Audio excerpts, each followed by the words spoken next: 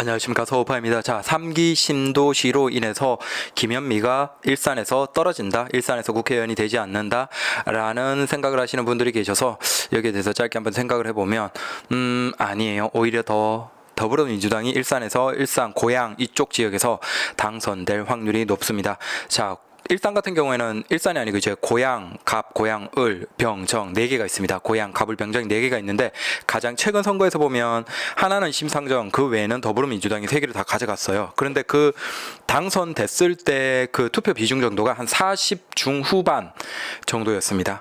그 정도면 당선이 돼요.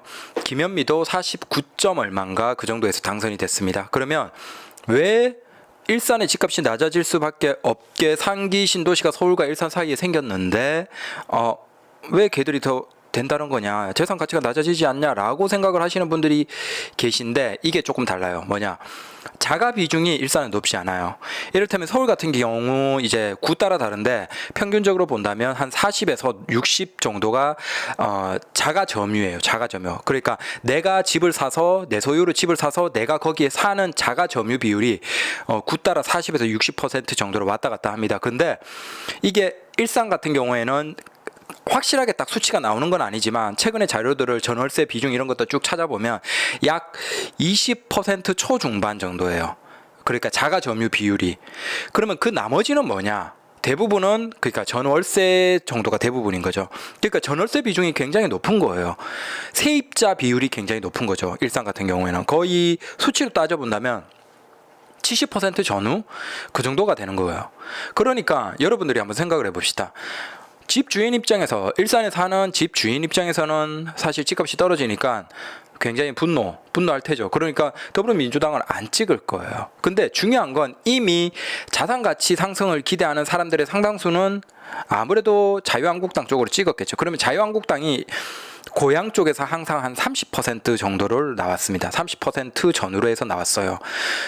그러니까 사실 그 사람들은 이미 자유한국당을 찍고 있었다라고 볼 수 있고, 그 다음 중요한 건 일산 같은 경우는 2010년에서 쭉 이후로 쭉 보면 오히려 자가 점유율 비중이 낮아지고 있어요. 그러니까 왜 그럴까? 자, 여러분들이 만약에 한 3억, 4억, 5억 정도가 있다고 생각을 해봅시다. 일산에 집을 살까요? 아니면 서울에 대출 더 받아서 서울에 살까요? 자, 일산에는 3, 4, 5억 정도면 그냥 집을 살 수 있어요. 그러면 추가 대출 없이 그냥 내 집에 살 수 있죠. 반면에 서울 같으면 여러분들이 대출을 받아야 돼요. 추가로 대출을 받아야 돼요. 그러면 여러분들은 어디에 할 거예요? 자, 당연히 서울에 대출을 받아서 사는 게 자산이 상승할 확률은 더 높죠. 당연히 서울에 집을 사는 거예요. 그러니까 자가 점유를 하는 사람들 입장에서는 일산보다는 차라리 추가 대출 받고 서울에 사는 게 정답이에요. 당연히 일산 같은 경우는 자가 점유 비중이 점점 낮아질 수밖에 없고, 이건 결국에 선거에서는 등록되어 있어야 되거든요. 선거에서는 그쪽에 전입신고가 되어 있고 그쪽에서 살면서 투표권이 있어야 되는데, 내가 일산에 집을 가지고 있더라도 자가 점유 비중이 점점 낮아지는 사람들이 늘어날수록 결국은 그 사람들의 투표 영향력은 없는 거예요. 결국은 일산 같은 경우에는 세입자의 목소리가 사실은 가장 중요하죠. 그러니까 결국은 어쩔 수밖에 없다. 자, 저렇게 중간에 서울과 일산 사이에 신도시가 생기면 일산의 가격은 내려가고, 당연히 전세 가격 내려가고 월세 가격 내려가고, 그러면 세입자 입장에서 이게 좋을까요? 나쁠까요? 당연히 더 좋죠.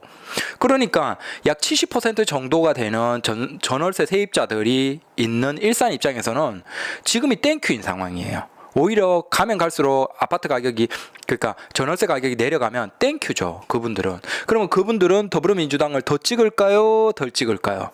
그렇죠. 더 열심히 찍는 거죠. 그래서 오히려 3기 신도시 때문에 일산에서 더불어민주당 망했다라고 생각을 하시는 분들이 계신데 정반대예요. 이제 일산 쪽에서는 도저히 더불어민주당을 이길래야 이길 수가 없는 상황으로 가게 될 겁니다. 김현미는 다음에 일산에 출마하잖아요. 내년에 만약에 국회의원 선거 출마를 하면 100% 당선이 될 수밖에 없습니다. 감사합니다.